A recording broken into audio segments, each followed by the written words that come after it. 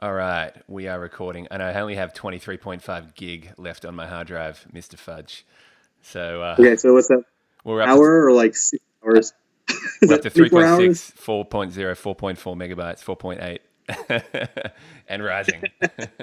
All right. So all Good. right, well, this is the first time I've done this before, to be honest, which is a like an interview style, chat with like a friend, a new friend, but a balloon friend all the same. And so you posted it on Facebook a week or so ago with this interesting time that we all face ourselves in now. You're not self isolating right now, are you? Is that a thing Yeah. for you? You are officially, are Yeah. you? Wow. Yeah. You see, I can get out the door anytime. You do realize. Well, I can, but Yeah. Yeah. I just don't. I Um, am practicing social distancing. yeah. I think it's so. Okay, the short version of this is best case scenario. I look like an idiot in 2 weeks, Yeah. but we're done and we're moving forward. Sure. Worst case scenario, people will thank me for not going out and giving them a hug. Yeah. So I feel like there's no real negative in self isolating. Being, essentially, I don't know if you label yourself an entertainer. Are you Mm-hmm. one of those like high end introvert, extrovert swings, like seesaw kind of people? I don't 100% know what you're saying, but I'll answer what I think you're asking. Yeah. I consider myself an introvert with learned extrovert talents and skills. Okay. Yeah. Well, yeah. I guess I was sort of thinking about myself, where I see a bit of a seesaw, introvert, extrovert, extreme. So at a party, my wife hates this because I'll be walking around and talking to everybody and chit chatting, and she'll just want to just sit down and chat to friends, right? Okay. So in social situations, massive extrovert, and I assume all twisters or all entertainers have to be that. But I think with that comes the balance of the seesaw, where you need to have high end introversion just to sort of decompress. So I could be wrong, but maybe this sort of this time is a good So time I to. so first of all, we've met, we've hung out. Seen each other at conventions and stuff. Is she clean? My little one just got out of the bath. Good. Hi. Do you want to get her in? You want to get her to say hi? No, I think she's No. going to bed. All right. But Bedtime. Cool. but yeah, so we've met at convention, right? So we have hung out, we have had an interaction. I think it was positive. I think we were Yeah. both amicable, and I think we were both. I thought you were a loser, but yeah, go on. Well, sometimes you see it, you have to call it as it is. But Joking. I actually would self-identify almost opposite of you. I'd say in a crowd, I have this want to be introvert. So I actually if I'm in a group scenario, I don't want to go out and say hello to everybody. I mean, I do because it's worse to be in a corner by yourself. Yeah. But I mostly enjoy staying by myself. I like finding one person or two people and getting closer to them than I do jumping around and dancing and doing my thing. That being said, Yeah. I'll do it. Yeah, yeah. But in your job and your career, like it's the reverse. Like you've thrown yourself in the deep end, having to be life of the party, Mr. Social. It's quite interesting. That's could be true, but Yeah. actually, my performance style is Yeah. one on one. Yeah. So even when I approach it, like I don't do. I love being on stage. Love Yeah. being on stage. I don't have a good stage show. I would say I'm at the lowest end of stage performers, in that I can fake it, but there's no contact. Sizzle with no. But when it comes to interacting one on one with twisting, I try to make the person I'm dealing with feel special, and that's basically how I've revolved my entire entertainment. So I try to do the one-on-one connection. So even when I'm entertaining the person in front of me and I'm simultaneously entertaining the line, I'm entertaining the person in front of me, and then I'm trying to connect to different people in the line. So I say something like, oh, it's almost time to go.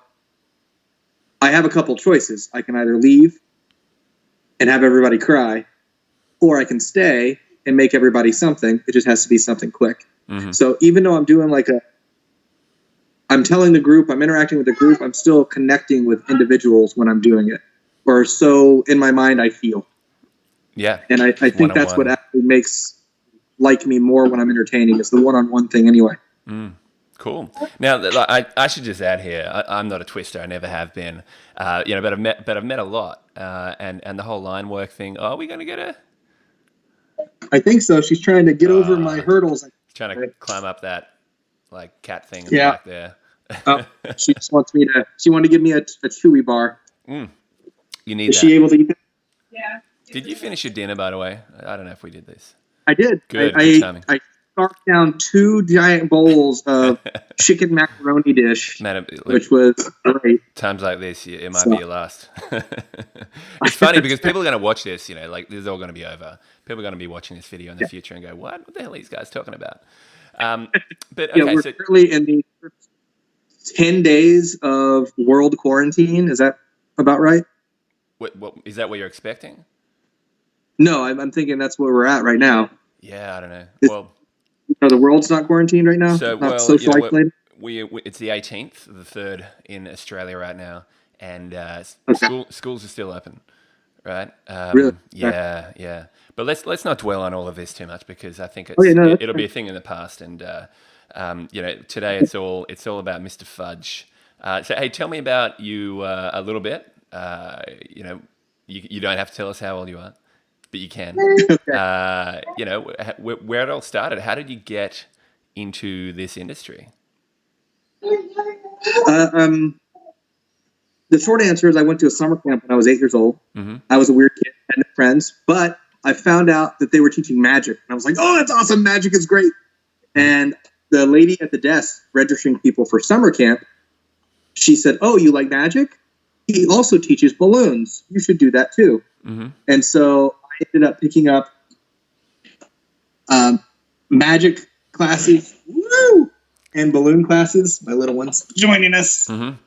Hey, and here's a little magician to be. How I ended up doing that. Little Fudge. Please, she keeps going. Please, I think she wants her chewy bar. Oh, okay. Yeah. Hey. When's bedtime? What's normal bedtime over there? Bedtime is in 45 minutes. Mm-hmm. That's late. That's a wife question. She just informed me that it's probably going to be earlier because she only took one nap. Yeah, there you go. So. Good to see someone steering the ship over there, Mr. Fudge. Yeah, that's good. Yeah, we got someone that's paying a lot more attention than I am right now. Now, what do you prefer to be like from friends, Mr. Fudge or Jonathan, or what do you actually prefer?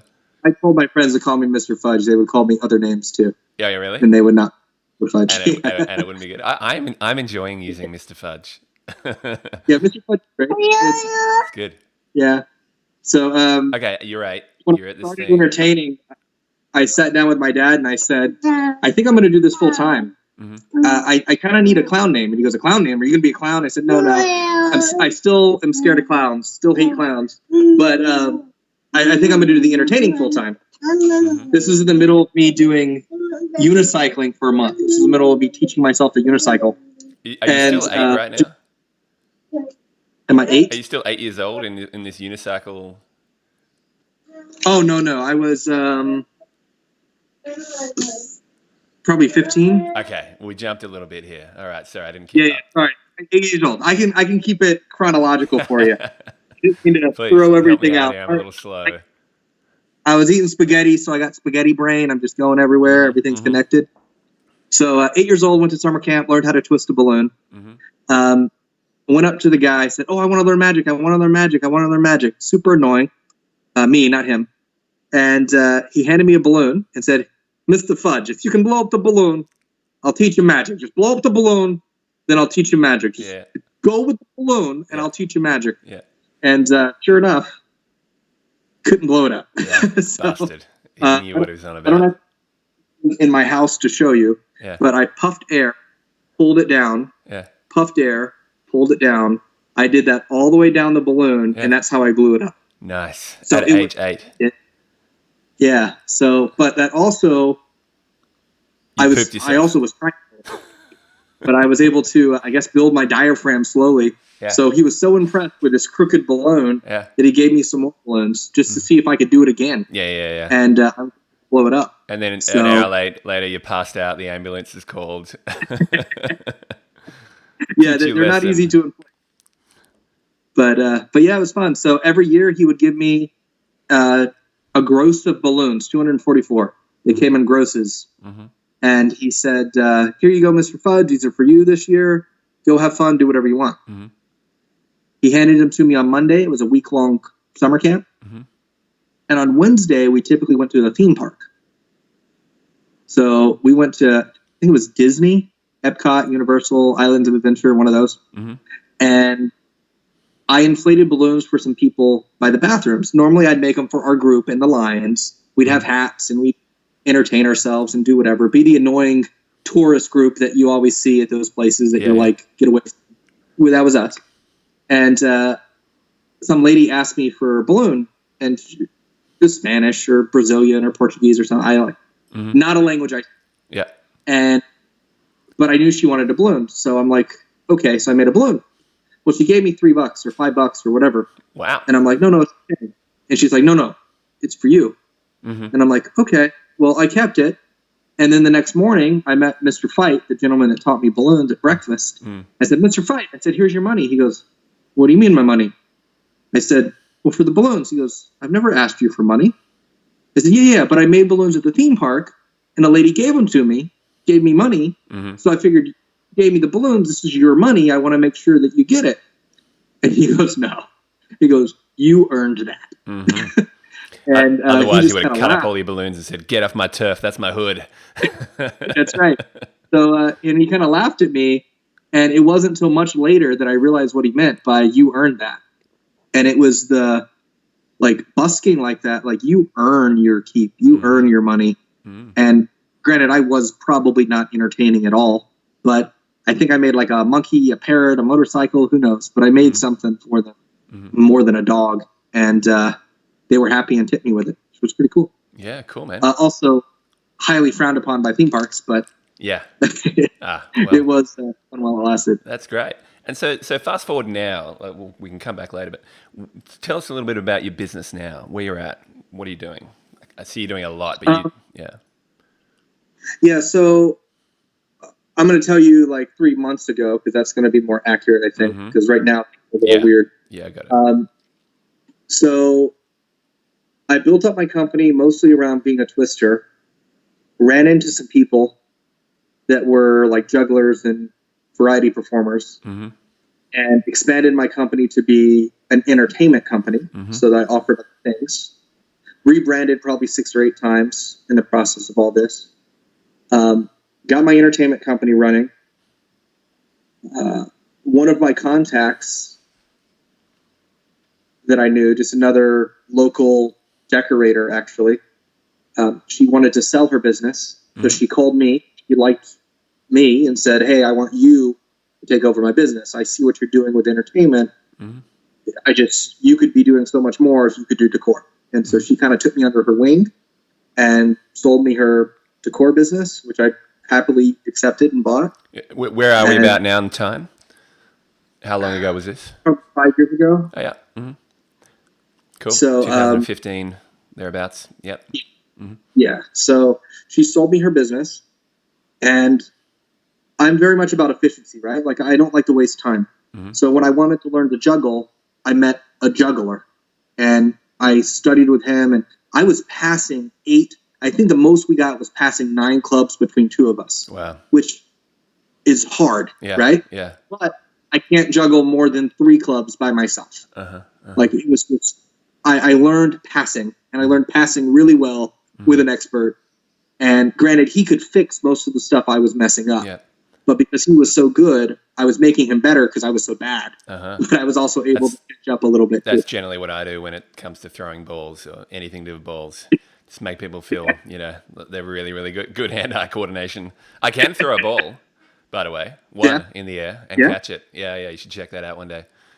You All wanted right. to show me. We'll have to make a little stupid human trick segment in the next convention. But I'm good at other So, stuff. but yeah. That's good. That's good. So anyway, the point of all that is I tried to find an expert. I found her, and I said, look, here's the thing. If I'm buying your company, I want you in my back pocket. I want your phone number. I want you on speed dial. I want you to also add in this contract that you're going to be essentially on call 24/7 for, I think I put 2 years. I bet you she And loved she that. laughed at me. Yeah, she laughed at me. She's like, you're not going to need that at all. She goes, you're going to come to my class once. You might call me twice, and then we'll be done. Okay. And jokes on her. I went to like 6 of her classes. But she's right. After I went to so many, I was comfortable, and I was like, okay, that's fine. And most of me contacting her was more about, hey, look what I did, rather than how do I do this. Yeah, affirmation. Which is kind of cool. Yeah, cool. Yeah. So yeah, but and then I started going to conventions, started learning from whoever I could. Even took a couple of your classes. Yeah, respect, man. I don't know what you're doing. I remember I can only throw one ball. Like, you're in the wrong class here, buddy. Yeah, it wasn't on ball throwing, so it was good. It was one of your better. Tell me, like, what percentage of your business now is decor versus twisting? And when I say twisting, 80%. That's through your management team. You know, your team. Yeah, and so I don't actually do much twisting at all anymore. But I'll actually pull up my numbers. I don't have to tell you the actual numbers, but I can tell you percentages. Because I have them right in front of me. Oddly enough. Yeah, just roughly so everyone can get a feel as to, you know, who is Mr. Fudge today in 2020. Yeah, and I think it makes sense to. Ooh, I can't do it that way, can I? My drive. 20. What year are we in? 2020. 2020, brother. Yeah. So let me do numbers. This is 2020. Great video right here. This is good stuff. Hey, that's what it's about. So I actually built in Google Drive. Yeah. You can build a Google Sheets page. Yeah. And you can do all the stuff you can do with Excel, which means you can create charts and graphs and all kinds of stuff. So I don't know how much we're supposed to show that, but that's. Yeah. Wow. I mean, that's like, cool. I got the graph stuff going on, which is cool. Yeah. I don't think the resolution was high enough for any of the data to be passed on, so that's cool. Yeah. Well, this is just an overview thing anyway. Mate, I love a bit of Google. In fact, I remember it was like 2016 or something. I did a webinar with Joette on, we called it Digital Business Systems. In fact, it was the very first class I ever taught in my life in Australia, and there was not a single balloon present. But yeah, that's awesome. Well, I tell you, I did take that class. Oh, really? I did watch that. Yeah. And that's part of the reason I went over to this. Really? I don't know if you remember, but I called you and I said, hey, how are you doing this email thing? Because it doesn't make sense for me. I do remember and, that. Yeah. So I was trying to figure this out because it's all about simplifying. And what I found is it doesn't matter what system you use. You just need a system. And so there are certainly better things with each system, but you have to figure it out. Yeah, but Google's just amazing. You know, I do worry a little bit about all your eggs in one basket. You know, if Google went down, I have no idea what I would do. But mind you, if Google goes down, the entire world will self-implode. So I think we'll have less concerns on our mind than accessing our spreadsheet. But isn't it wonderful you can access it anywhere in the world, any device? You know, all that data is saved. You don't have to worry about backups and all that kind of jazz. You're a convert. But anyone watching this, you know, have a look. In fact, we're going to do with this Qualitex online convention coming up in on the 30th, was it? 31st. So maybe this video, I don't know, John, are you going to get this video published before then? Hopefully. So everyone check that out. I will, you know, I'm real good at just like, oh, wait, I can just upload it as is and I don't have to edit it? Sure. Yeah. So, I will probably do Except for that bit where the resolution was good enough and everyone just saw your numbers on that pie graph. Whoa, yeah, Mr. well, Fudge. I have, so my mastermind groups on Facebook, I'm a member of a couple of those. I post these numbers, not necessarily publicly, but I post them openly because I feel that, first of all, even if we're in the same town, our numbers are different. Our clients are different. Our people are different. Like, my overhead's different than yours. So it doesn't really matter. Yeah. But if there's a point, I think the problem for me is more of people that get upset. Not me, but other people get upset. Yeah, absolutely. Hey, so tell me, decor twisting, what's the split? So I looked up 2020 and 2019. Yep. So 2020, as of what's the last month I have? The beginning of March. So 2019 was 60% decor and 40% entertainment. Mm-hmm. And it was, I don't have the percentages on it, but it was 2, 4, 6, 8.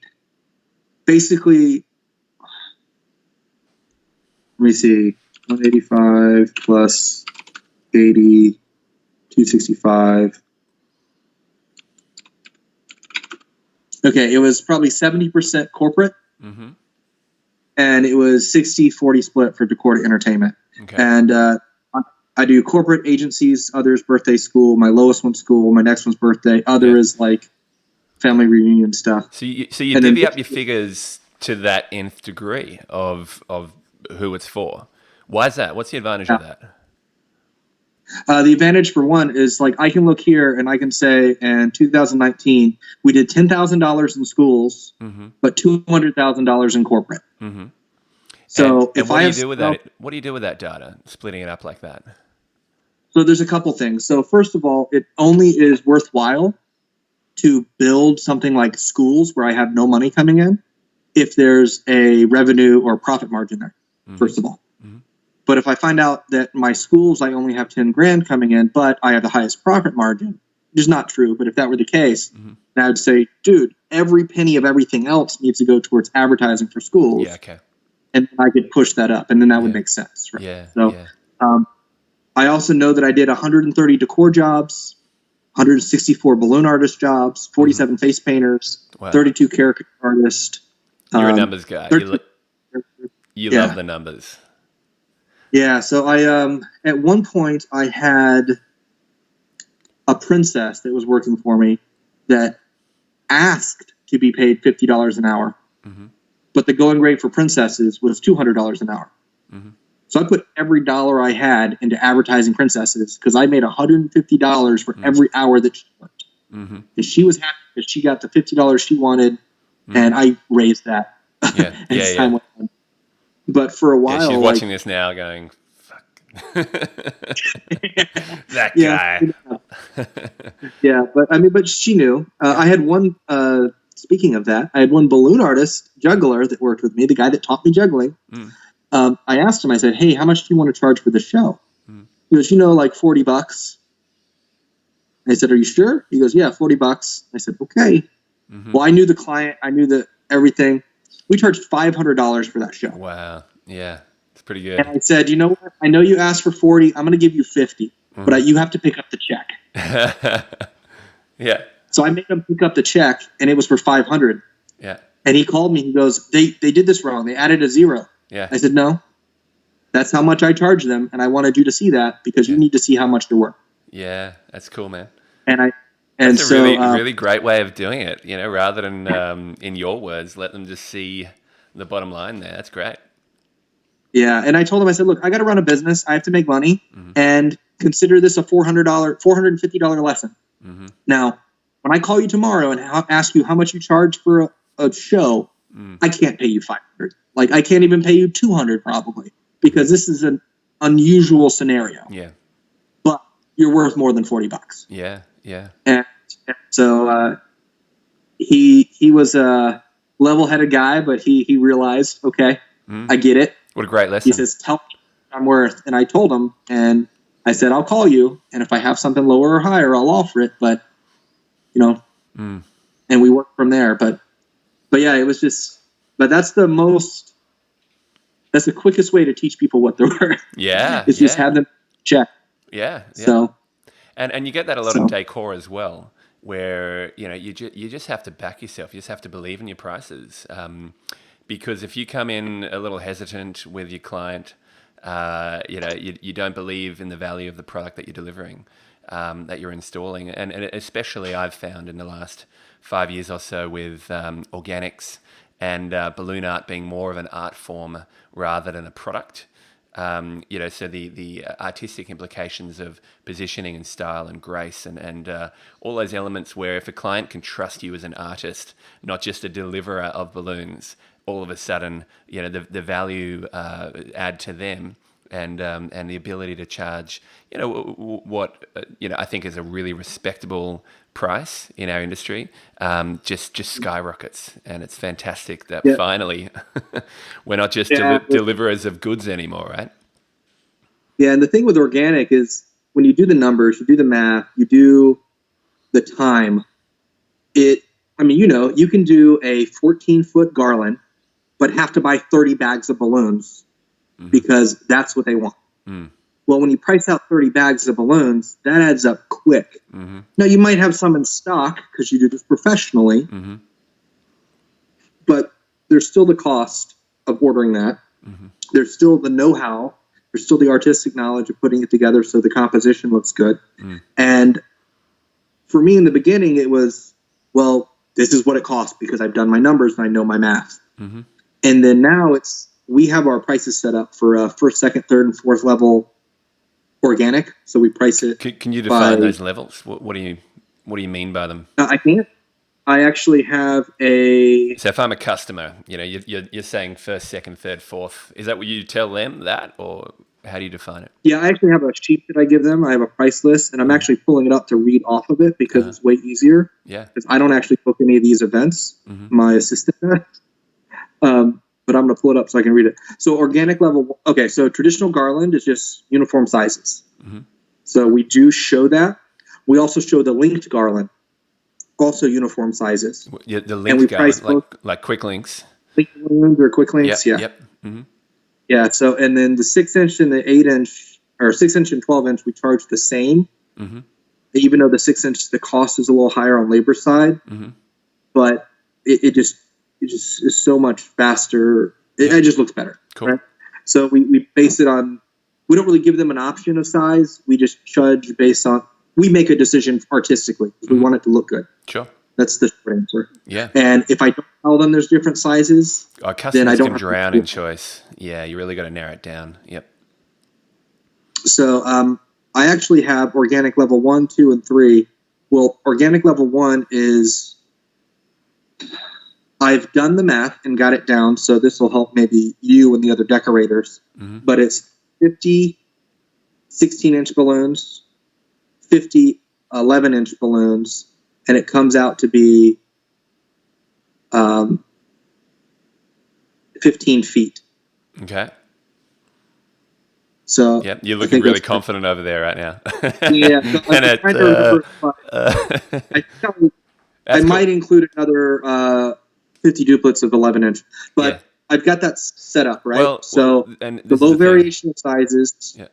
It's no more than 5 colors. Yeah. No glitter, no frills, no foils. And we do that at 26 a foot.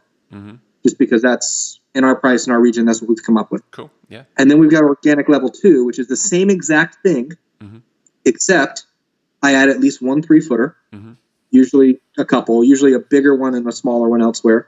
And then I add in 11-inch balloons that are sized.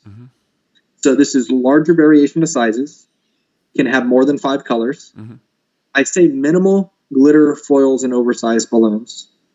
And we charge $38 a linear foot.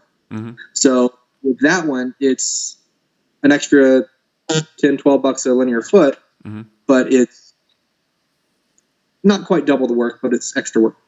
Yeah, more expensive stock. What do you find sells more out of those 2 options? We have 4 options or 5 options. Wow, so many options here. Mr. Fudge, slow it down.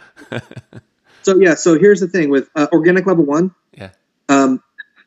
No disrespect to anybody that orders this stuff. Yeah. But in my head, organic level 1 is I want quick, fast, efficient, cheap. The biggest bang, the quickest. I want to be able to say I did organic, but not really have to pay for it. So that's organic level 1. And that's really, I don't describe this to my clients, but that's how I tell my assistant to describe it. And then she makes it pretty. Now, can I cut in just like time out 1 second here? You talk about your assistant. Yeah. So do you have an office or you work from home? Yes. Yep. And your assistant, are they remote? Where, like, or do they come to you? And the reason she works for me and doesn't take her other higher paying job offers is because she gets to hang out with her grandkids and her kids. Yeah. Whenever she wants. Yeah. Awesome. That's so good. Great. Okay. Go on, please. So, yeah, I bought a phone, a business phone, and she has it. It is her cell phone. So she uses that, and she wanted iPhone. I hate iPhone, but she wanted iPhone, so I got her an iPhone. Mm-hmm. She has what she likes. Yep. Bought her a computer, a laptop. She has what she likes, Mm. and then she handles all that, and then she just gives me her hours, and we figure that out. Awesome. Okay. But she does all of that on her own. So she does But yeah, all, so all the organic. quotes, all of the email correspondence, that kind of stuff. Yep, she does everything. Awesome. So she basically runs that. Cool. Organic level 1 is quick, fast, efficient. Mm-hmm. Organic level 2 is really what you and I look at as a basic organic, probably. Mm-hmm. It's like, it's pretty, it looks good. I've learned with experience that using 16-inch and a large 11-inch balloons, it's a much faster base, mm-hmm. and it just looks better quicker. Yep. And that using 5-inch is like really unnecessary, mm-hmm. and in most cases, right? Mm-hmm. So that is organic level 2, mm-hmm. and that's going to look much nicer. It probably looks about 50% wider than organic level 1. Mm-hmm. Organic level 3 is when we start throwing in Starburst with 260s or 250s. We might add in some clusters of 5-inch. Can I interrupt for 2 seconds? I think everyone back home watching this can't wait for number 4. I'm excited. I'm excited. All right, keep going. Okay, so organic number 3, we add in those Starbursts. We do we add in some clusters of 5-inch. Uh-huh. We might add in some more larger balloons. Mm-hmm. And then I really, really love these Star Point foils. Mm-hmm. I would really was turned on to those at the last convention. So I'm like, yeah. I went to what convention? Was it Argent Balloons, and I bought a bunch of those, and so I've got a big box, and I'm just like ready to rock those. Yeah. What convention are we talking about? I think that was Float. Mm-hmm. So Cheadle was talking about that stuff, cool. And so Great. with her class. Now the description I have is larger variation of sizes, can have more than 5 colors, can contain custom colors, mm-hmm. which is what we call double stuffed. Yep. It can contain glitter, foils, and oversized balloons, can contain florals, mm-hmm. and it may focus on smaller balloons or larger balloons. So you can do a more 3-foot base or a more 5-foot base. Mm-hmm. Of course, we're taking out some of the extras if we're doing that, mm-hmm. but that's an option. Yep. And then step 4 is we do full foil, double stuff, or full foils, double stuff, and then it can go into that with other things. I have a piecework prices, mm-hmm. so I can charge extra for popcorn, medium and small and large, large foil accents. So I can price out by piece. Yeah. If they are you also dancing a jig underneath it, like for 24 hours? Is that the? Sometimes, yeah, it's crazy. But I mean, some of these are like.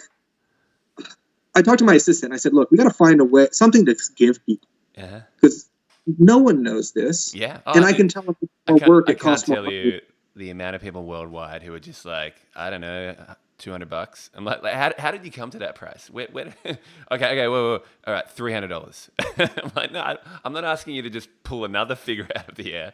I want you need a system. Doesn't matter what your system is, something that's scalable, something as well that I think your client can understand. If they have X budget, they need to know, I think it's really important, how that budget is being fulfilled. That they need to know that you have a system, and to be honest, they can use that system too, because what if they want to double their budget? They know exactly what they're going to get, or if they need to tighten it up a little bit, they know exactly what it'll look like. So, man, there's nothing wrong with your system. Everybody needs a system and whatever works for them.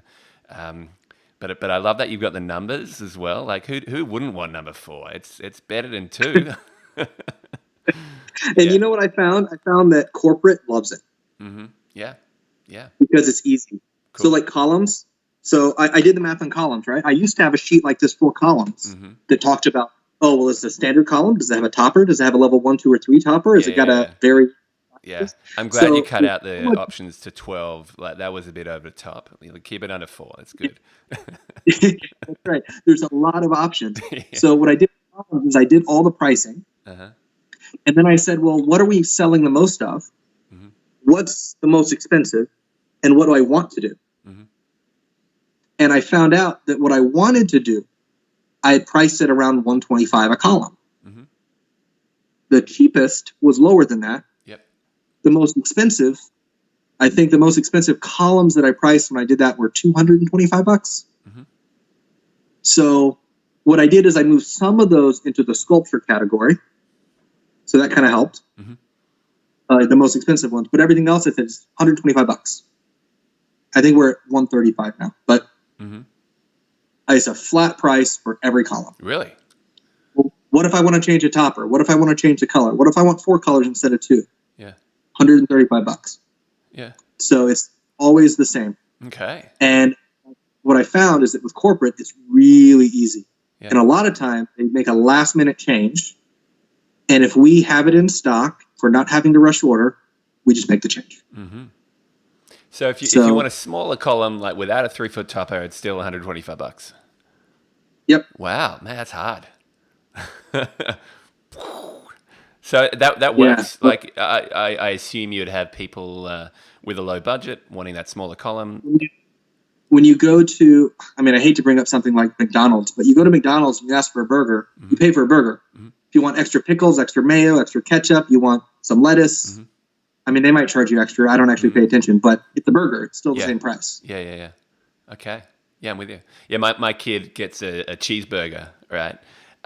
With no onions, no tomato, no pickle, and no meat, right? Did you take 40 cents off of that? Because no, they want... it kills me. I'm spending a couple of bucks for bread and cheese. And they get it wrong every time. It ends up with a one pickle or like, the meat in the side or something. But okay, I'm with you. That makes sense. You should tell him he's ordering a grilled cheese. Yeah. Well, he does. He won't do the cheese on toast. It has to be a cheeseburger. Anyway, it's great. Isn't being a parent fun? Yeah, I haven't gotten there yet. So my daughter, there's only certain words she says right now. She says "mom," which I love because she goes "mom, mom, mom, mom." And did she call you Mr. Fudge? Please say yes. I will see if I can get her to say Mr. Fudge for me. Good. I'll record it. Put it on a loop. Daddy, Homer. Yeah. So yeah, she doesn't say daddy. She says dope. Dope. Oh, no, dope. That's good. Yeah, she goes dope. You can work with that. So yeah. Cool. So I'm a Mr. Homer Simpson to her, I think. All right. Well, let's get back to an interview. Like I love that little bit on pricing and stuff. That's good. So I did a little bit of research, like very little, because I wanted to keep this like free flowing and have no notes whatsoever. But I saw a little something on X Factor. Tell me about that. Was it 2015? Okay. Yeah. So I did. That's crazy. I had no idea. You're famous. Yeah, I was on David Letterman. Yeah. First. And David Letterman. And then I was on America's. Yeah. Then I was on America's Got Talent. Yeah. So for David Letterman, I was flown to New York. Yeah. And then America's Got Talent, I was flown to LA. So for everyone watching, like, how did you get those gigs? How did that come to be? So I have a friend that owns a hookah lounge, which is like a tobacco smoking place. And I walked in when they were closed, and we were just hanging out, and they had an employee meeting. But for their icebreaker for the employee meeting, to kind of like keep things not boring, they always play a game. And the game they happened to be playing when I walked in was, what is your random crazy talent that no one knows? And as we went around the circle, it got to me, and I said, I can blow up a balloon with my nose. Yeah. And someone else said they could do the spaghetti thing. And then someone else said, well, can you do both? Yeah. Can you blow a balloon with your nose through his nose as he does the spaghetti? Yeah. And so I don't think that'll be allowed this week, just saying. Yeah, it's true. So anyway, long story short, it was a stupid human trick. Yeah. We recorded it. We thought it was hilarious. Yeah. We tortured my buddy that put it through his face. Like one of my guys went over and eyed the balloon. I had to go and cut it because he it was bad. It was bad. Whoa. I don't approve. Yeah. But it was fun. Yeah. And not for him, but everybody else. Anyway, he still sees an ear, nose, and throat doctor weekly. That's right. He always has drainage in his sinuses. But we did our stupid human trick. We recorded it. Yeah. And I got a call from Letterman's people. And this is the thing, too. What, so I got a call. You put it on YouTube? Is this where, like, how did it? Yeah. And interns are told to scour YouTube for stupid human tricks or whatever. And I got a call. The guy called me up and he says, hey, I'm with David Letterman. I'm an intern over here. And we saw blah, blah, blah. We want to, first of all, sounds like a prank call. Yeah. Yeah. So you guys that are getting these calls, you might be, frankly, pissing people off, telling them no, or ignoring them because you think they're a prank call. It came in as a blocked number. Yeah. And it says, hey, I'm an intern with Letterman, and I want you to blah, blah, blah tomorrow. And I'm like, fly me out tomorrow? Okay, well, let me make a phone call because my talent that's with me has to be approved too. So, but anyway, that's how it worked. It was just like instantly. Wow. And so I said, yes, I'm willing to go. I have to make sure he is. Let me call you back. Got a number, called my buddy up. He says, I'm working. I can't get off. I said, great. Because I didn't tell him what was going on. I said, hey, what are you doing tomorrow? No. He goes, I'm working. Yeah. I said, great. Are you at work right now? He goes, yeah. I said, put your boss on the phone. He goes, what? I said, yeah, find your boss, put him on the phone. And he got on the phone. I said, look, you can't tell him this because I want it to be a surprise. Yeah. But he has a chance to be on David Letterman with me tomorrow. But he has to be off for the next 4 days. Can you find a way to cover his shift? And his boss thought it was hilarious. Yeah. And he's like, yeah, he's off. Don't even worry about it. Oh, my God. So he gets back on the phone. He goes, what did you just say to my boss? Why am I not going to work?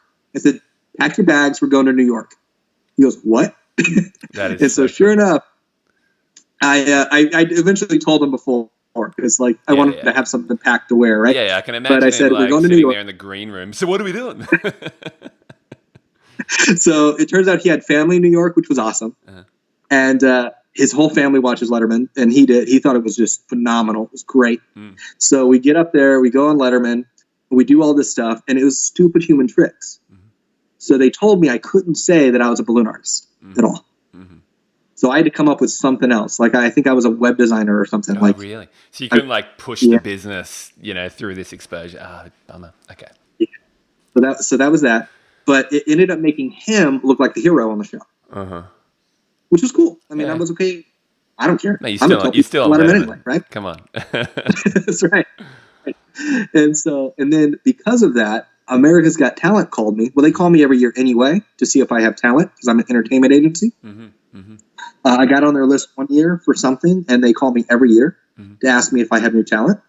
And they called me particularly for this year, trying to get a bubble performer or something, right? Which was on America's Got Talent twice now. So, I mean, he did get on there, which is cool. Blaze, if you want to look him up. And as he's talking to me, he goes, well, wait, what do you do? I said, well, I'm a balloon artist. He goes, well, how come you don't get on the show? Yeah. I said, because balloons don't do well on TV. Yeah. He goes, well, what do you mean? That'll be great. You could win $1 million. I was like, okay. Yeah. So we started. I love how they're just pitching for stuff. What do you do? I'm an accountant. We can make that sexy.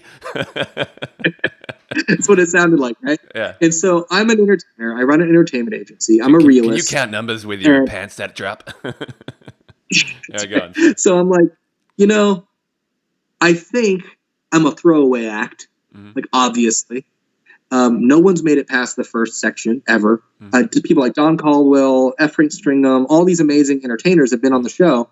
None of them have made it past the first round. Didn't Dom and Keith in the UK version get through? Was that, I don't know if that was an X Factor or something similar. But they did something similar. Yeah, I think they got through to a second round. Anyway, we can look that up. So no one had gotten through to a second round. Yeah. So I went and I told Corwin, the guy that was with me, I said, look, man, we're going to do the same skit we planned to do for Letterman, but now we're going to LA. This time I told him, and he got off work, and everything was cool. And we went to LA, hung out, had a great time, got to go to the Magic Castle, a bunch of fun. And I said, but this time I'm going to be lead. You got to kind of run Letterman. Are you okay with me doing it? He goes, am I okay? Yes, I'm okay. You've made me get laid for the past 3 months. I'm okay with it. So, I love it. Apparently he's back into this the whole time. I was like, yeah, I didn't even dawn on that. That's funny. Awesome. So he's been doing all this. He's super happy. He's like, yeah, whatever you want, man. Yeah. I'm your wingman. Let's make it happen. Yeah. So we go up there, and I get on there. Howie Mandel turns to me. He goes, so what's your name and what do you do? Hello, I'm Jonathan Fudge, Mr. Fudge. I'm a latex vessel reconstruction engineer. And he kind of turns, he goes, you're a balloon guy? And I said, yes, sir. He goes, well, I've never seen a balloon guy with an assistant before. I said, yes, sir. That's how you know you've reached the top. And so he's sitting here like cracking up, right? Because I'm doing these like matter of fact answers, but like they're practically. I know what's going to happen. Mm-hmm. And when you're an entertainer, especially, you get the same 6, 7, 8 questions. Like you know how to answer. Mm-hmm. Like, where did you learn? Oh, I learned in jail. Or whatever. Right. The same questions I've been asking you tonight. Yeah, exactly. But more fun, right? So we do our skit and do all this stuff, and then he starts talking to me. He's like, "Well, are you married? You got?" And I said, "Yes, I got a wife." She goes, "What does she do?" She's a mechanical engineer. She wanted to have a job that sounded as cool as mine. Get her on stage. Like little things like that, right? Yeah. So like we were just chatting back and forth. I was supposed to be the middle act of a series of acts. They ended up closing the show with me. Really? I was supposed to be like 5 minutes. I was on stage for nearly 45. Oh my God. Like, wow. He was amazing. He was on point, and you could tell he was a super professional. He would ask me question after question after question. Every question he asked was setting up for like a punchline that he knew even if I didn't. And he kept a straight enough face to where it looked like he didn't know what was going to happen. It was so phenomenal to watch him as a professional, way beyond me entertainer. Yeah, just to be a part of that, right? Yeah. It was so awesome. Awesome, man. Yeah, it was just such an honor. Tell me. And then we buzzed through to the next round. And what happened in the next round? We had to sign like a 500-page contract, and then they told us we weren't going on. What? Yeah. So we made it through to the next round. We got buzzed through. Mm-hmm. Then we signed the contract basically saying that if we win, we give them 60% of our revenue for 2 years or whatever. Whoa. There's a lot of stuff you sign over. Yeah. That's nuts. And then when I did all that, they said we had to cut some people over break. Unfortunately, you were the one. Bummer. Oh, well. Yeah. It was still pretty Well, I wasn't like, I thought I was a throwaway act, I enjoyed it. Yeah. Like, that's great. And a great response. How did that affect your business? These two amazing bits of exposure.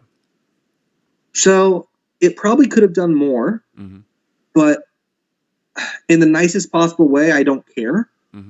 So I didn't think about sharing it in a way that would really have boosted me. Like, oh really? Publicity is like I think of it like a wave. Like when surfing, like you gotta catch the wave. If you catch the wave, you can ride it a little bit. But if you don't catch the waves, it just crashes over and you're wet. And I think that's really what happened with David Letterman. Is it just hit me and it was like, okay, that's great. And then I was like, okay, except for your buddy, who's like hitting the pubs. Yeah. My buddy hit it hardcore. Like, hey, have you seen me on TV yet? Yeah, because that's me right there. It's like I can see you've got it printed on your T-shirt. Yeah, so he was really happy. Yeah, but we ended up when we went to LA. I kind of ran with it a little bit more. I tried to do a little bit more. I got a little bit of boost on my YouTube just because I had some videos related to it. Yeah, I've seen those videos like 10 years ago. We're looking at a 7-year-old Mr. Fudge twisting balloons. It's amazing. You look as babyface then as you do now. Oh, I found some DVDs that I recorded forever ago. Man, it's great. It was insane. Yeah. I had the same horrible jokes, but with worse timing. Yeah. That's good. Well, we'll just think, buddy, 10 years from now, you can look back on this one. Yeah, geez, that was a waste of an hour. No, it's all good. Okay, so what can you can you give any bits of advice for people watching this as to maybe how they can get some exposure like that, and if they do, it doesn't matter what the scale, in hindsight, what should they do with that? So what I found is that every entertainment company like that, like TV show type thing, they need entertainment. So there was 2 guys that I was performing with on David Letterman's skit thing that have been on his show like 4 or 5, 6 different times because they created weird, stupid human tricks. Like that was what they did. And they were like a juggling troupe that I think they had a yo-yo and they spun it around and lit a match with it or something. Like it was like they just had the little match striker thing on the yo-yo. They spun it. Yeah. The trick and lit a match. Yep. So like that was their trick. Yeah. How was your day, Daddy? What did you do? Well. Did a match walking the dog. Yeah. Just the But yeah, so use. those. But yeah, so that's the one thing is they're looking for talent. If you know they're looking for talent, you can just send them videos. Number one. Number two is you need honest feedback. Like, I did not realize how cool it sounded saying I was on America's Got Talent, featured in the front page of the Wall Street Journal, on the David Letterman, traveled the world twisting balloons, one of the top balloon artists in the world.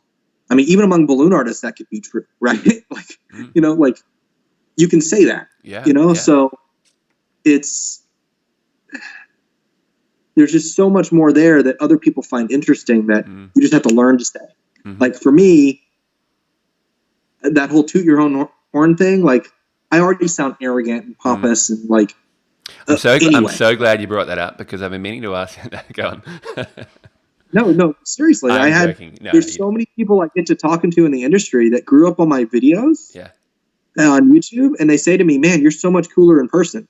And I'm like, "What are you talking about?" Like, I'm teaching something. There's a purpose. So when I work hard, but when I play hard too.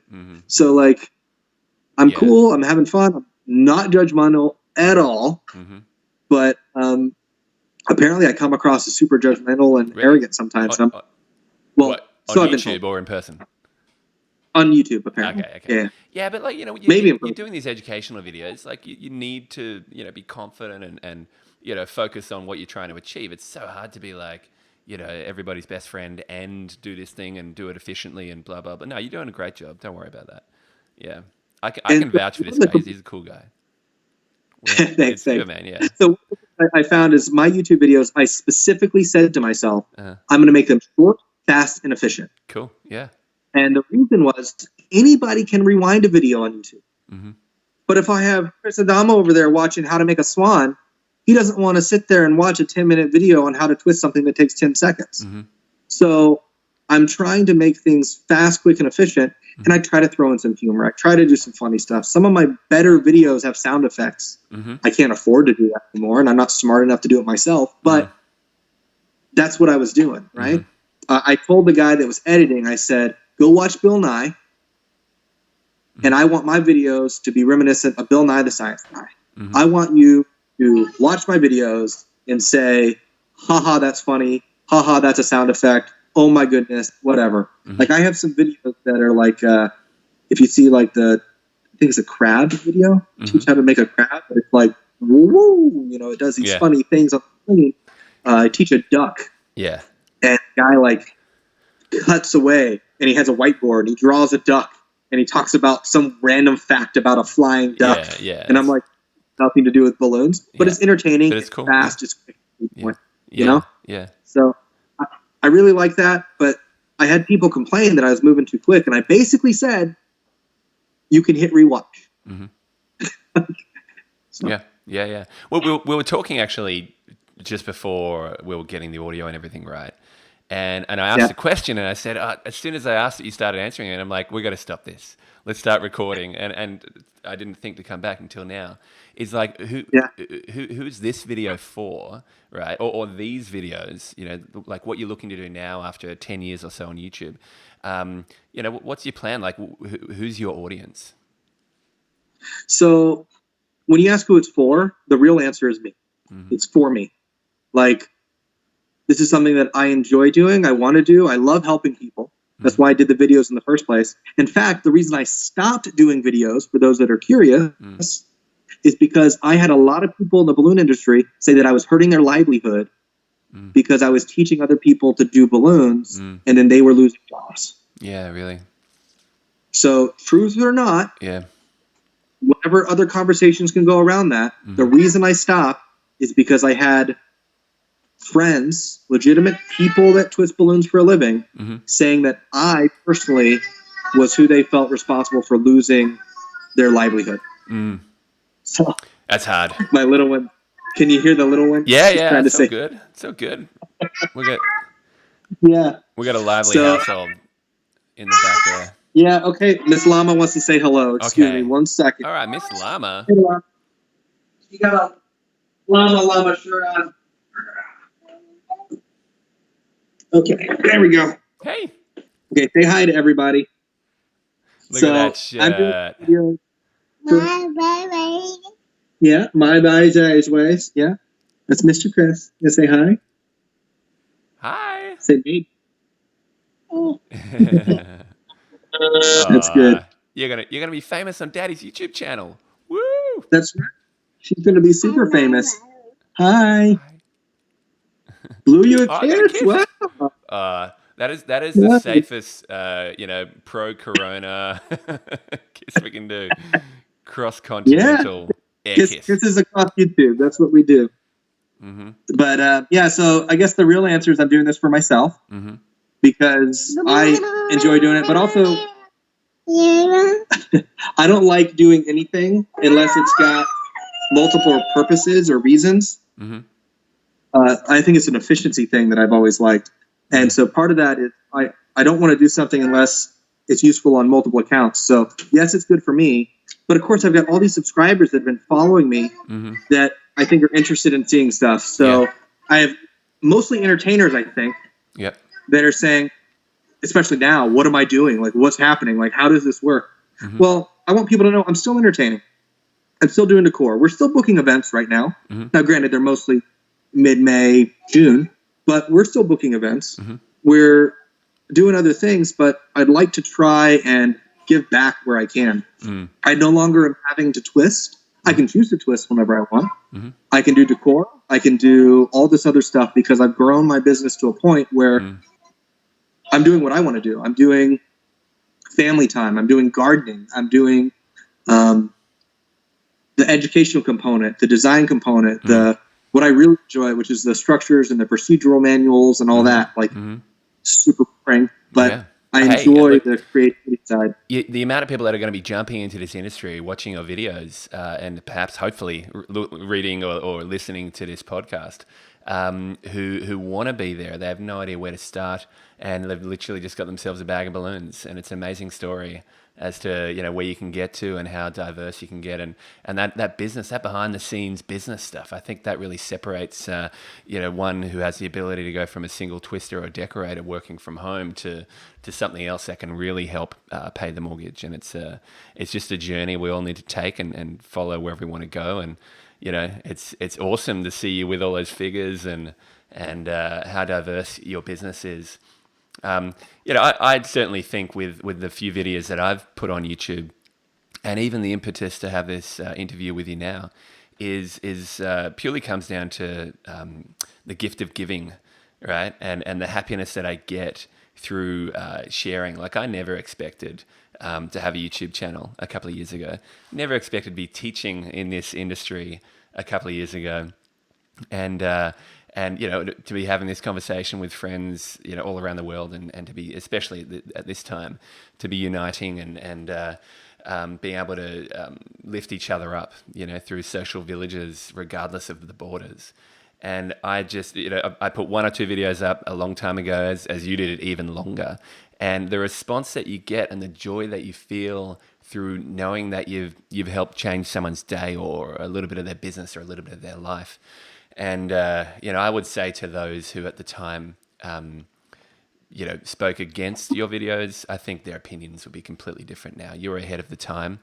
There's so many videos out there, and anybody wanting to, entertain or twist for their own parties and DIY and learn it themselves, good luck to them. That's great. You can get resources anywhere.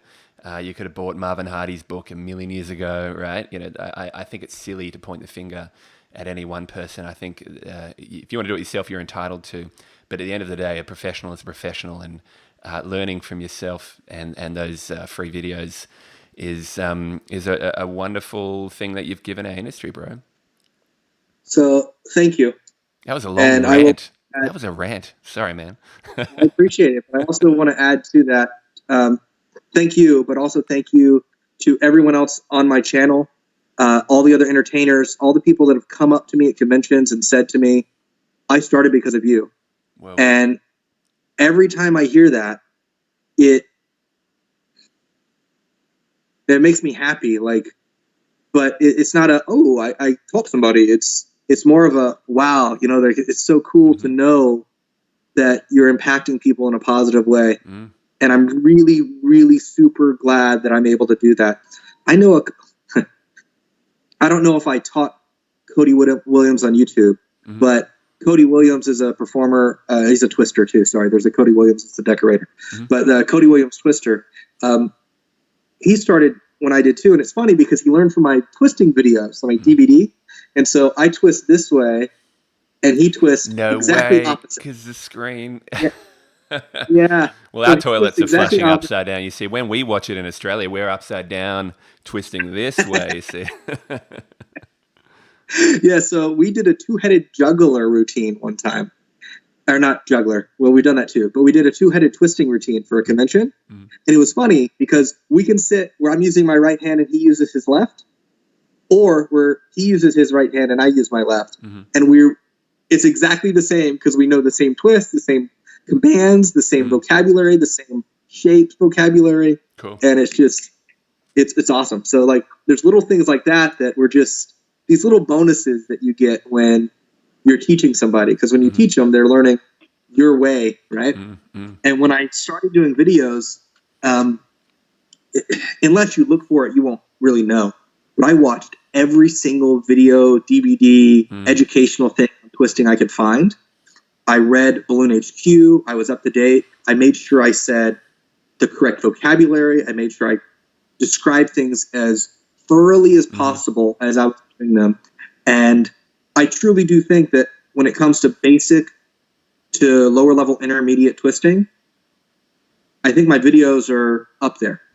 And yeah, I had a good look at a couple of them. They're great. Yeah. You know, ahead of your time. And, you know, I could tell you put so much effort into it. So, you know, I put it out to anyone watching this. If you've seen some of Mr. Fudge's videos and if it helped, post it, you know, like share it on Facebook, you know, put a comment. It's lovely to be able to just, you know, just that feel good moment, or have some comments. What do you want to see next, right? Like, it sounds like you want to pump out a few more videos going forward. Was that the idea? Yeah. So here's the thing. I don't have okay. So my nicest videos, I actually had a studio set up. My almost nicest videos, when I was wearing the tuxedo, that was set up on my parents' back porch. I had felt pulled across the window, triple layer it to stop the light. Yeah. I had to only record during certain times of the day because of the way I know the feeling. Yeah. It takes so many things, so much time, and here you are in a black tee with a cat climbing thing, and it doesn't matter. Nothing organized, nothing clean. So I think in the beginning, the only other person that was on YouTube was Mike Floyd, which great guy. He's done a lot of good stuff. Really? Most of the video. Yeah, Mike Floyd was on there. But when he was on there, and I apologize, he had pictures of him with a cat running at the curtains, twisting something like in his bedroom. And the lighting was horrible. The sound was horrible. And I said, you know what? I'd like to do videos, but I don't want to do them unless I can do better than that. And now he has like phenomenal. Like every video he had, he's redone at a higher quality by far. Cool. So like, I don't even know if you can still find those videos, but that's what I was looking at first. Then I posted mine. And then when I stopped, it was like we had this massive influx of everybody trying to make videos. And it kind of filled the void. And part of me is a little upset because if I had kept doing it, not only would I have a bigger subscriber base, I'd have more videos out, I'd be doing more positive stuff for the community, but we wouldn't have a million people. There was a time when people were buying videos and remaking the videos that they learned from people's DVDs. Yeah, really. On YouTube. Yeah. So, and like that kind of stuff I felt was super unethical. Like I was doing stuff that I had seen before or that I had recreated or like that I had forgotten where I learned. Like, sure, I might have made something that was on someone's DVD, but it was never. You wanted to own the content, is what you're saying. You wanted to own those techniques. Yeah, I get it. Yeah. And I never taught, this is how you make everything. I said, this is what I do. Yeah. Here's my basic, here's what I start people with. So what about the future? What are your plans? So that's kind of, I guess that's really what I'm trying to figure out. Like, what do people want to see? Because I want this to be for them too. But if I'm going to teach stuff, it's going to be like this. I might teach something in my office, right? Like I have a an office for my Balloon Decor, where I could probably build something against the wall. But the sound's probably going to be horrible because it's echoing there. I mean, it's probably bad here too, but I don't have a great microphone or anything. I'll show you what I got here. Yeah.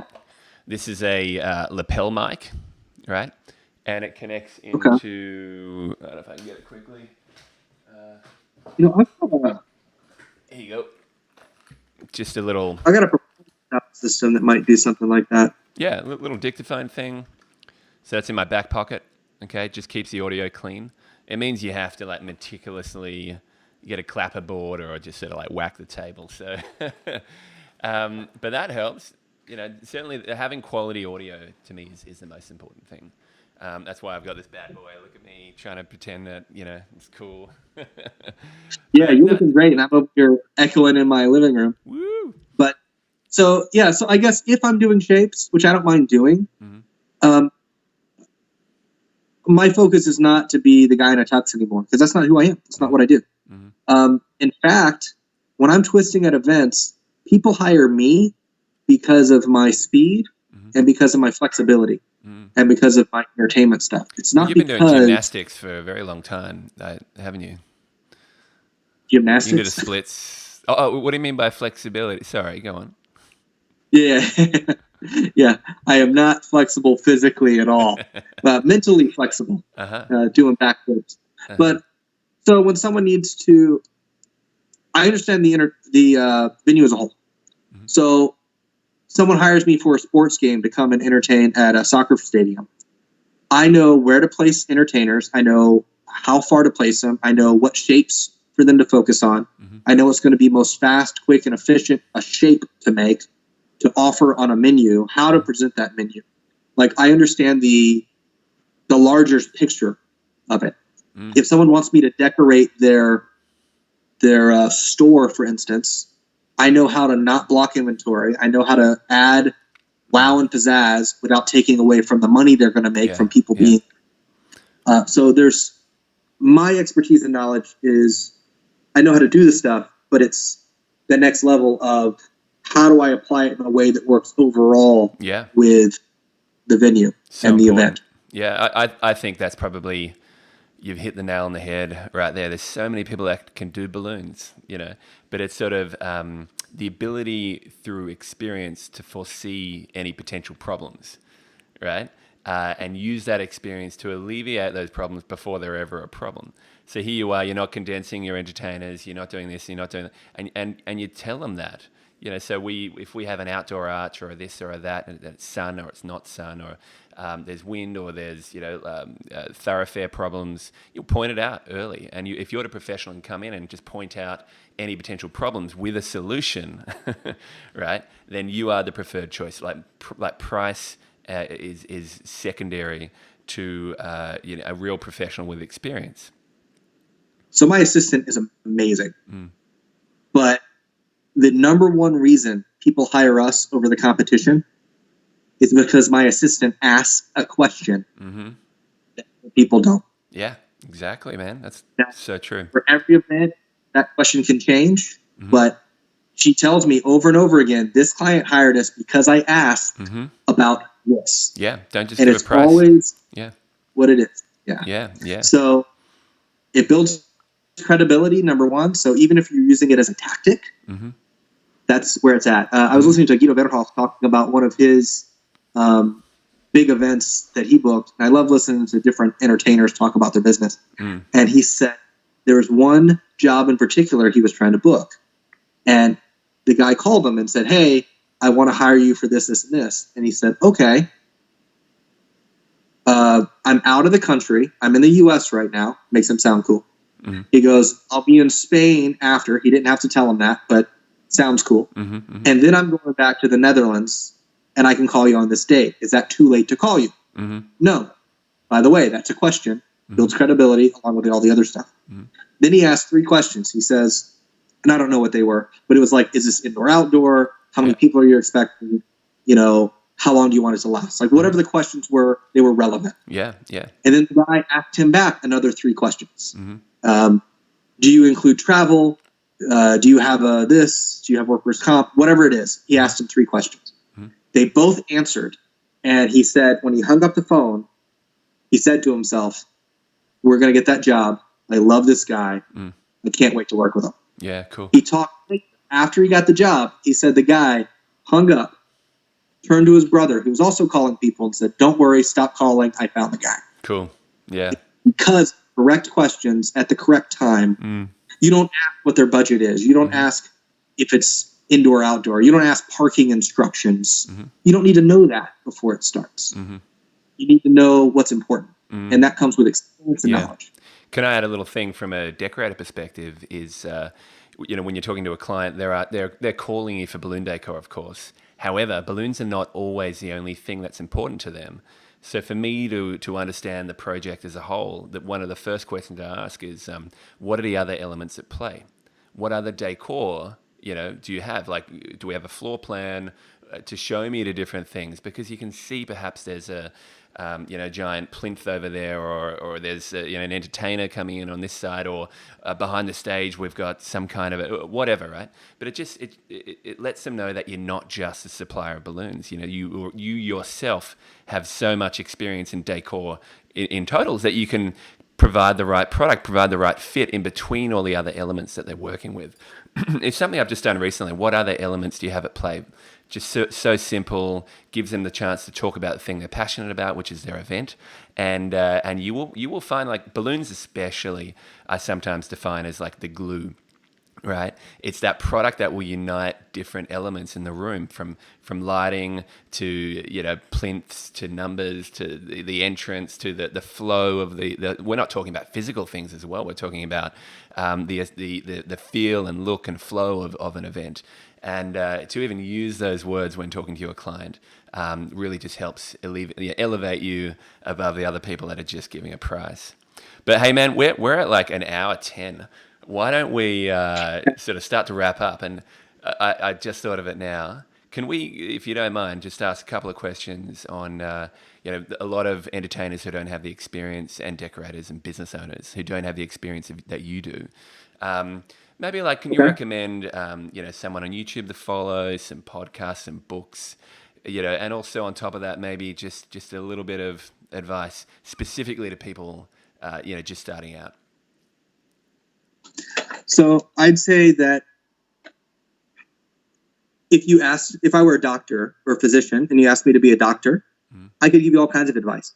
But if you want to be a pediatrician, or you want to be an orthodontist, or you want to be, ear, nose, and throat, like, the advice is going to change. So there's some very generic advice I can give everybody. But I wanted to preface it with, if you have a specific thing you're trying to learn, whether it be stage entertainment, people like Smarty Pants, people like Buster Balloon are kind of running with that. F. Frank Stringham, Larry Moss has the Mousetrap stuff. So if you're trying to shoot for stage entertainment with balloons, Norm Barnhart has a ton of amazing content, but that's one direction. If you don't really care about balloons but want to do stage, or maybe you're in magic or some other type of entertainment, then there's Jeff McBride Magic and Mystery School. There's you can go to the Comedy Barn. You can go, I think it's Lee Albert has a big clown convention type workshop that he teaches people advanced level clowning. Not clown like, haha, I'm a clown, but clowning like actual performance clowning. And he does an amazing show, kids show. So if you're trying to learn that's where you go. You're saying people should specialize, like at the start, hone in on one thing. Yeah. Is that what you kind of? Yeah. So that's what. So maintain a solid education. So I think of the Boy Scouts, right? So I was a member of the Boy Scouts, and on the way to Eagle Scout, you have to get all these merit badges. Now, merit badges it's an achievement that you get, so it's kind of cool because you get to check off these boxes. But to me, it was more about learn a little bit of everything, and then find out what you like and go for it. When I go to a buffet to eat, I get a little bitty spoonful of everything I can. Yeah, I like this analogy. Then I get one plate afterwards. It's always 2 plates at buffet. One plate of a little bit of everything, and then one plate of giant helping of mashed potatoes and gravy, giant thing of some type of meat, giant thing of my favorite vegetable. So that's my meat. Do you legit do But this every time you hit a buffet? This is your Oh thing. yeah, it's my This thing. is great. If, So if it there's might one learning we got out of this conversation today, man, it's that. That's how to buffet. yeah. Got to know. All right, So go I on. would say, yeah, learn as many places as you can. The best way to do that is obviously convention. If you want to learn decor, I know in the States there's a couple of places for learning decor. I learned from Linda Kiss, who teaches a class in Tampa, Florida. If you're in Tampa, you can't take that class. She has a non-compete. But if you're elsewhere in the States from the world, you can take her class. She teaches basic to how to run a business on balloon decor. Then she has specific conventions that she runs that are like her students only, which is really great. They're super cheap, but it's You say that name high again? end. Linda Kiss, Okay. Linda. Cool. And so it's learnballoondecorating.info or something. But anyway, so that's where I started. And then you have stuff like Float, which is a good convention on the state side. And then also you have Burton and Burton, which throws Ballooniversity. University. I think it's every 2 years. I think 5. But from that's- 5 years. Yeah. It might be. Yeah, but I went to one. Yeah. I started on like the year after, and then I went to one, and I'm coming up on another one eventually. So I'm like super excited. Have you? Were you at WBC? The last WBC? I was not. I've never been to WBC. Yeah. Well, mate, I think with all the cancelled events that we're having this year, WBC's next year, earlier in the year, it'll be in Florida, 2021, and I think that'll be a big one. I think everyone that's missed what they've missed this year, obviously the World Balloon Convention, it's always massive. There's instructors from all around the world. There's what's great as well is delegates from all around the world. You know, when you go to an American convention or in specific countries, that's where the majority of the people. Like Float is actually becoming more and more international. Wonderful event. Always had fun there. But WBC in particular, the countries that compete and this like wonderful United Nations of sorts around the bar. It's something I think we should all look forward to beyond the doom and gloom of this year. I tell you, WBC is in Orlando, and Orlando is about an hour and a half, 2 hours away from my house. Game on, man. Let's do it. I will probably be there. So Good. short of any catastrophe between now and then, I will Awesome. definitely be there. But so I'd say decor. That's where I would go. You want to get into twisting? Twist Shout's always been my favorite for that. And I hear last year, even though I wasn't able to go, was phenomenal. If you're into a variety entertainment, the biggest one I know that I've been to is Capital Kid. There are others. There's like CAX and some other stuff. But again, depends on what you're looking for. What about business? Any book, audiobook, podcast? So in the industry, unfortunately, I only know Well, it doesn't have to be in Joe the X. industry. Any like business is business. Do you follow or?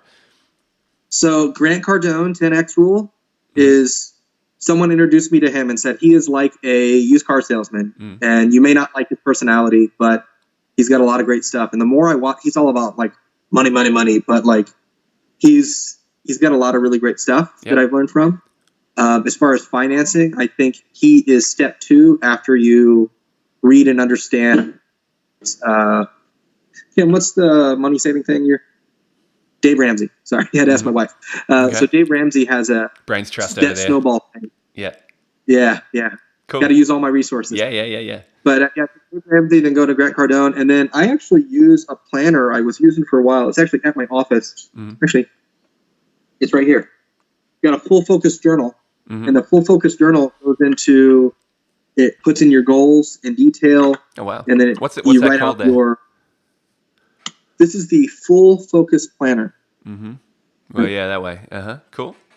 What, you get one every year? Yeah, so I'm not. It's every quarter. All right. But yeah, it's you write down your daily big 3, your tasks, and then you get a notes page. Cool. So, I mean, that's a review. But there's your example: your daily 3, your task, and your notes page. So you can write down things as you go. So that's super awesome and amazing, and that was It sure beats if you my notes on that's the back of an envelope. I've got that too. I'm a huge fan of notepads. Yeah. I have tons of yellow notepads. Yeah. Like I should add for anyone watching, this is just like my daily stuff to do. I run like Google spreadsheets. I also use an app called Evernote, which I sort by different categories and folders. Super important to keep yourself organized. If you think of a great idea, write it down somewhere. But come back to it. Hold yourself accountable to the plans where you want to take yourself. Yeah. Do you have Evernote going into your Google Drive? No. You can use if this then that to every time you post an Evernote to automatically save it to a folder on your Google Drive. Okay. All right. So does that mean, like, what's the advantage of opening it in Drive versus Evernote itself? Well, it's searchable within Google Drive for one. Okay. Yeah. Cool. So you can have everything searchable in the same spot. Yeah. Yeah. So I was playing around with the scanning functionality and receipt management with Evernote. That's pretty cool. You just sort of move your camera over any particular document. It'll save it as a PDF. There's some great stuff out there. So I haven't used Evernote a lot, but I know that when I was setting up my if this then that stuff, that was one of the options. Mm-hmm. So if you post a photo into Evernote, it can automatically be put into this. Mm-hmm. If you post it here, it can be put there. Like, bunch of rules. There's a lot of stuff. Yeah, cool. Yeah. Great, man. Well, that makes it great. Well, hey, man, it's been super awesome. Any last questions before? Awesome chatting. No, that's it. Like, I'm really looking forward to seeing what people think of the interview and following your YouTube channel and what you're going to come up with next. Cool. Well, I definitely enjoyed this quite a bit. Do you mind if we follow up again after? Absolutely. Well, you know what we'll do? We'll do a special WBC 2021 on location. We could do a review or. What did you say? We could do a review or midway or whatever. That'd be great. Yeah, cool, man. Great. All right. Well, have a good night. Great to see you. Thank you very much. You enjoy rest of your Australian time, man. Cheers, brother. I always do. See ya. All right, guys, take care. Thanks for stopping in and listening, guys. This has been a Chris Adamo over in where are you at in Australia? Sydney. Where are you? Sydney. I didn't even ask. Like, so near Florida. Where? I'm in West Florida. West Florida. So I'm Florida looks like a gun on the trigger. That's where I'm at. I like it. So, all right, brother. Let's do it again. Cool. Awesome. Thanks, man. Bye.